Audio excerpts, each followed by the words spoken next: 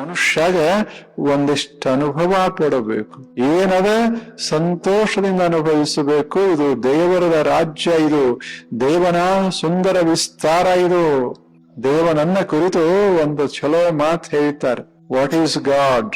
It is an unknown reality. ನಮಗೆ ಗೊತ್ತಾಗದೆ ಮತ್ತು ಗೊತ್ತು ಮಾಡಿಕೊಳ್ಳಲಿಕ್ಕೆ ಸಾಧ್ಯವಾಗದೆ ಒಂದು ಅದ್ಭುತವಾದಂತಹ ಸತ್ಯ, ಅದು ದೇವರು.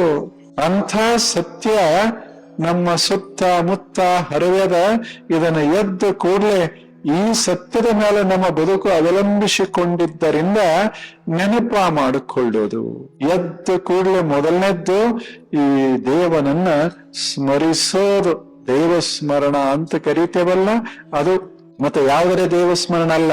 ನಾವು ಬೇಡ್ಕೊಂಡಿರ್ತೀವಿ, ಆ ದೇವರ ಸ್ಮರಣ ಬೇರೆ, ಇದು ಕೃತಜ್ಞತಾ ಸ್ಮರಣ. ಇದೆ ಭಗವಂತನೇ, ನಾನು ಎದ್ದೆ, ಈಗ ಮತ್ತೆ ನನಗೆ ನೋಡ್ಲಿಕ್ಕೆ ನಿನ್ನ ಸುಂದರ ಜಗತ್ತ, ಕೇಳಲಿಕ್ಕೆ ನಿನ್ನ ಸುಂದರ ಜಗತ್ತಿನ ಶಬ್ದಗಳು, ಕೆಲಸ ಮಾಡೋದಕ್ಕೆ ವಿಸ್ತಾರವಾದಂತಹ ಭೂಮಿ, ನನ್ನನ್ನ ಕಾಪಾಡೋದಕ್ಕಾಗಿ ನೀರ, ಗಾಳಿ, ಬೆಳಕ ಎಲ್ಲ ಅದ್ಭುತ ಈ ಅವಕಾಶ ಕೊಟ್ಟಿರುವಂತಹ ಭಗವಂತನೇ, ನಿನಗೆ ನಾನು ಕೃತಜ್ಞನಾಗಿದ್ದೇನೆ ಅಂತ ಸ್ಮರಣ